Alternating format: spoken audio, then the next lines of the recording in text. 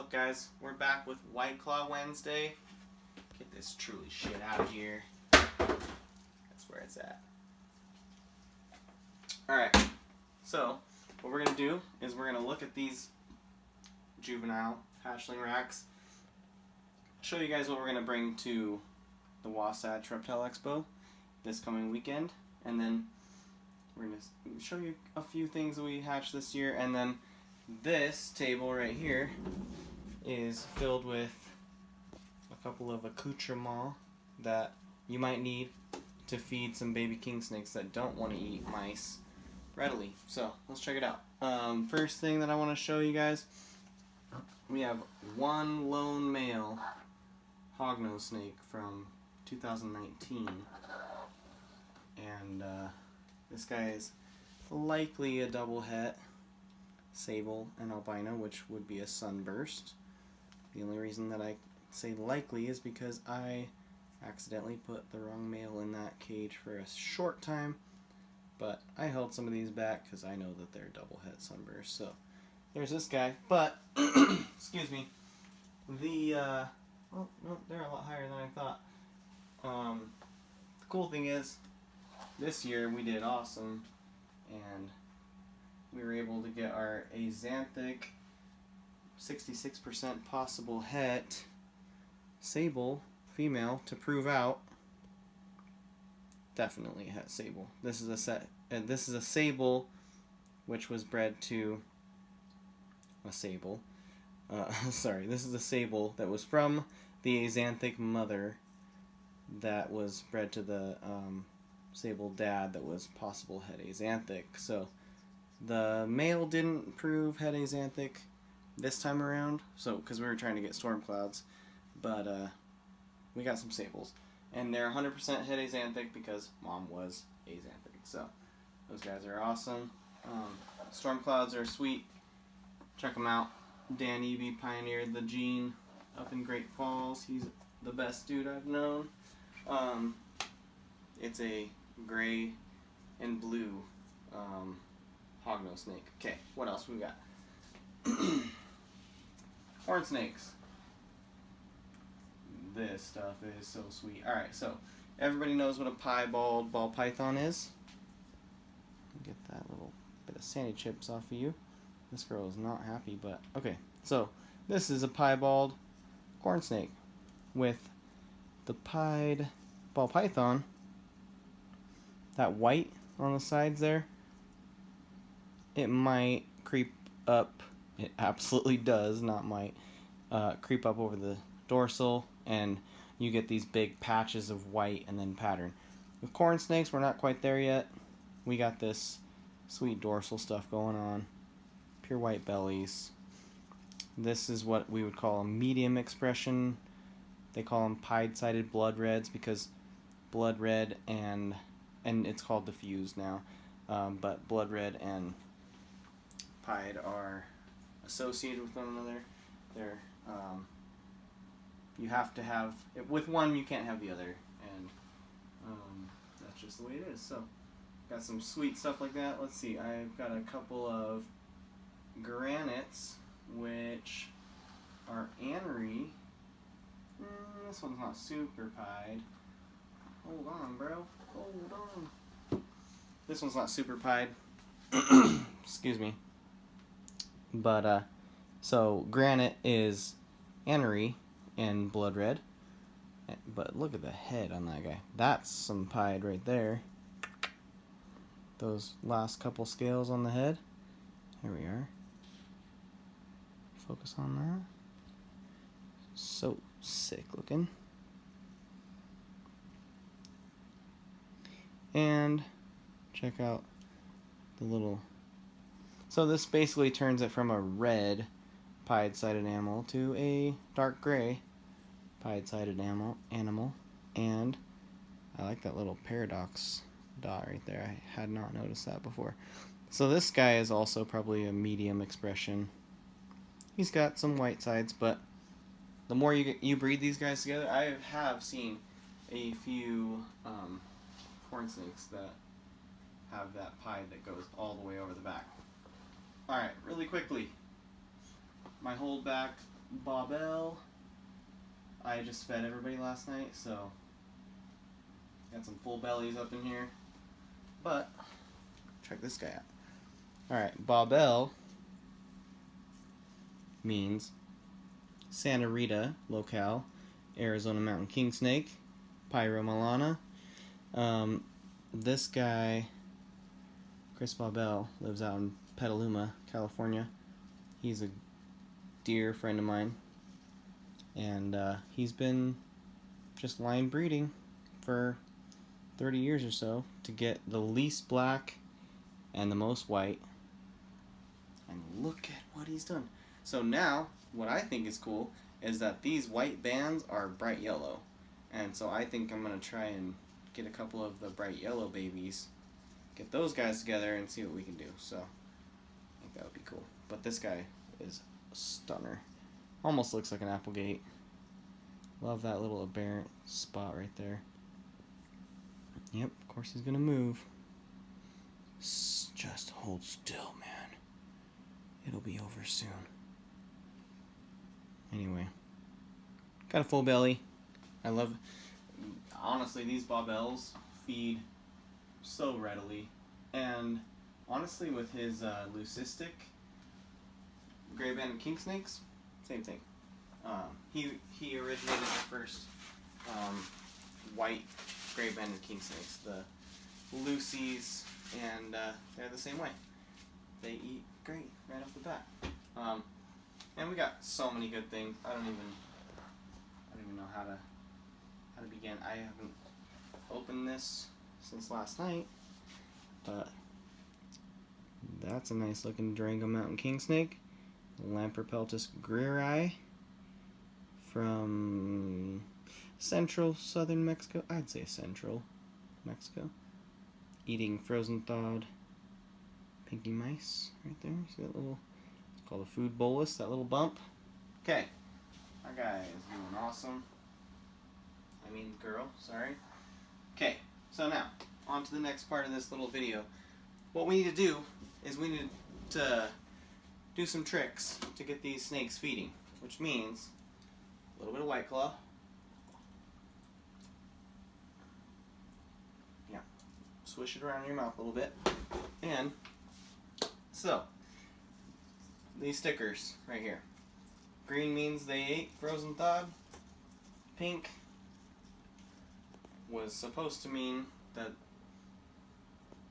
red, like stop, you know. Green means go, red means stop. I didn't have red stickers, I had pink. So, pink means they have not eaten. This is a hypoerythristic, meaning lacking the erythrin, which is the pigment that makes these guys look actually red. So here we go. These guys, unfortunately, are dead lizards. They froze to death against my better judgment when, excuse me, this is going to happen on White Claw Wednesday, temperatures dipped below freezing, and I keep these guys out on the back patio in some sweet looking enclosures. But yeah, they didn't make it last year. But it makes it easy for me because I don't like to feed off reptiles, and so they perished, unfortunately. But now I'm able to use their skin to scent these guys. So you can see this guy has had his our snake's getting loose here. Okay, so this guy's had some of his skin taken off, and here are some of the chunks of his skin right here. So I've got some water in this pipette. I'm going to reanimate them a little bit with some water, make them a little bit pliable, so the snake might actually buy that this has anything to do with a real live lizard. So the deal is Arizona mountain king snakes like this one here, and all of the Mexicana and Montane king snakes, which include that Durango mountain king snake I just showed you. It includes gray banded king snakes. It includes Mex-Mex, Leonis, which is variable king snakes or whatever, Theri, whatever you want to call them, they all like to eat lizards when they're babies. They all like to eat lizards, period, actually. But when they're babies, if you can trick them into thinking that mice are their main source of food, then you're good to go. So, what we're going to do, we're going to take this little Pinky here. Oh man, this guy is just going for it. So there's a few different methods. This is number one, okay? I'm gonna talk to you guys about a few of them. Okay. Problem is, sometimes when a snake is acting like this, you gotta get them to just chill out because they're running and they're not thinking about food at all. Okay, buddy. What I'm gonna do? Okay, this is why. Get back in there. This is why I've got these live lizards here. Okay. This is ridiculous. I'm just gonna let him go free. Okay. That's what we're gonna do. Got skinks here. Great Basin skinks. They're all alive. This is a western fence lizard.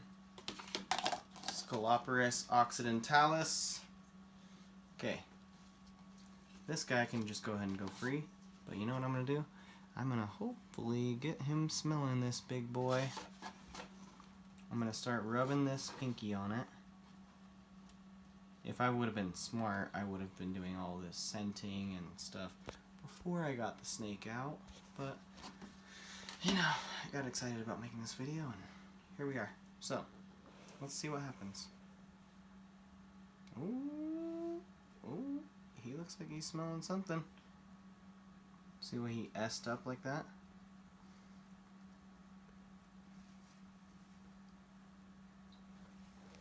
Okay, what you can do is hold the lizard just right next to the Pinky and hope that the snake smells that lizard on the Pinky. And I'm sure that he is. So I'm going to do the throat right there, and the cloaca and those inner thighs are the best spots to rub that so that it gets the scent. Okay, so this is where we move on to another technique called tease feeding. Tease feeding you can do without scenting it. You don't have to have a lizard for that. You can hold your snake and just kind of mess with it a bit and see. Yep, this one's starting to open its mouth a bit. Go on ahead. Go on ahead. You know you want to.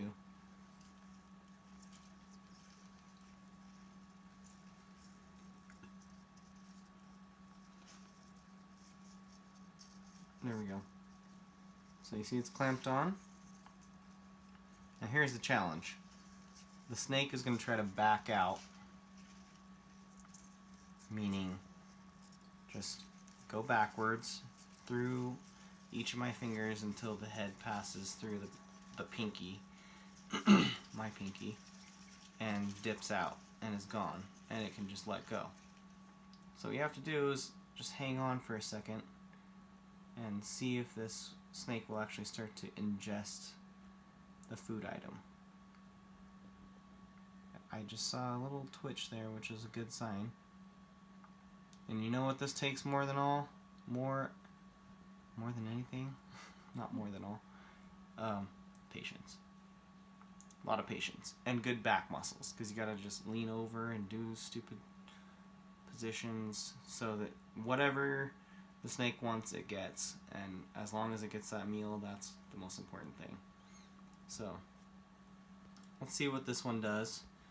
As this one is trying to decide if it's going to eat it or spit it out, I'm going to tell you about a couple of other methods. One, oh, it's doing something here. One is boiling Pinkies. So these Pinkies here were thawed in hot water, which serves somewhat of the same purpose, but boiling Pinkies actually has been a really successful technique that's come about over the last 3 to 5 years. And they're not really boiled, but they're more blanched. So you get some water boiling in a pot that you don't want to use for your family, and you throw the Pinkies in. You can throw them in frozen and throw them in for like 90 seconds, something like that, and they harden up in a way that you wouldn't have thought. You'd think they'd just fall apart or something, but for some reason let go. For some reason that makes snakes want to eat them.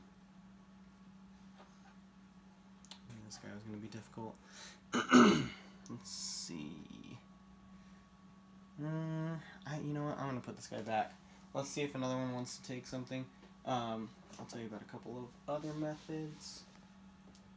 But you know what we're going to do? We're going to have a little bit of fun tonight because it's White Claw Wednesday.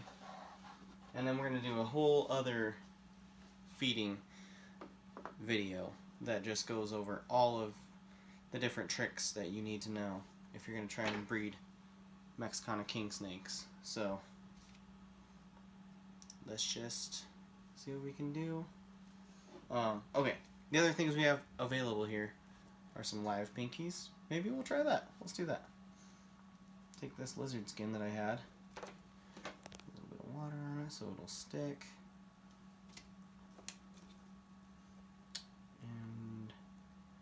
So let's put this on there.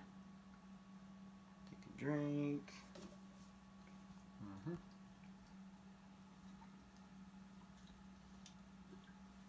Yeah, that's good. Okay. And so this live Pinky has a patch of lizard skin on it, and then especially when you have a lizard like this that has been kind of exposed and some of the skin has been cut off, there's kind of that wet flesh. I know it's gross, but it's exposed, and you can rub it on a food item and see if the lizard or the snake goes for it. This snake, this is another Hypo-E Pyro. Excuse me. It's a little bit in shed. I can see that the eyes are extremely opaque, so this is probably not the best candidate that I just picked. Nope. Maybe. See the interest that there was right there?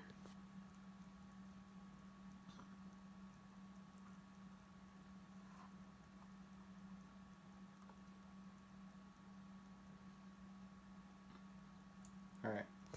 I saw enough interest there that I think that we're going to leave that one in there and see what happens. We'll try one more. See if we can get one. Alright, this guy. I tried to feed frozen thawed last night. Right? There's the little guy right there. Throw this away real quick. Let's see. Let's do another live one.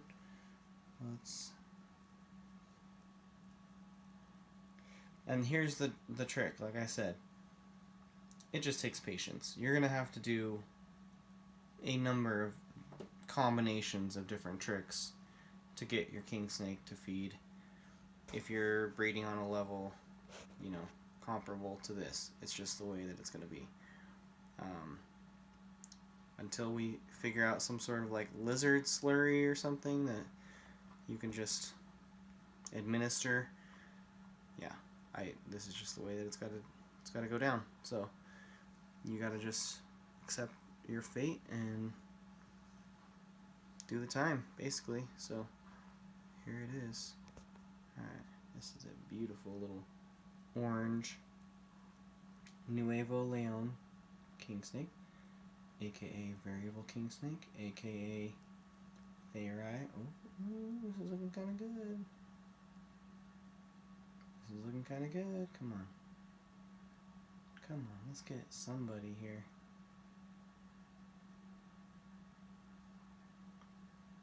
Let's see. Next time, we're going to talk about boiled more. We're going to talk about tease feeding. We're going to talk about scenting. We're going to talk about daisy chaining. We're going to talk about all kinds of stuff. We're going to talk about broth. We're going to talk about tuna scent. Whole bunch of things that you can do to entice these guys to feed. But this is just your basic intro to what you can do. Please, guys, if you're in the Intermountain West area, come to this expo this weekend. We got a whole bunch of sneeze guards. Spent a whole bunch of money to get these sneeze guards put up. It's going to be a whole barrier on the end of the table so that we can do this show safely. So you don't have to worry. Wear a mask. Come and see us. And let's keep this reptile hobby strong. Okay. White Claw Wednesday. Cheers.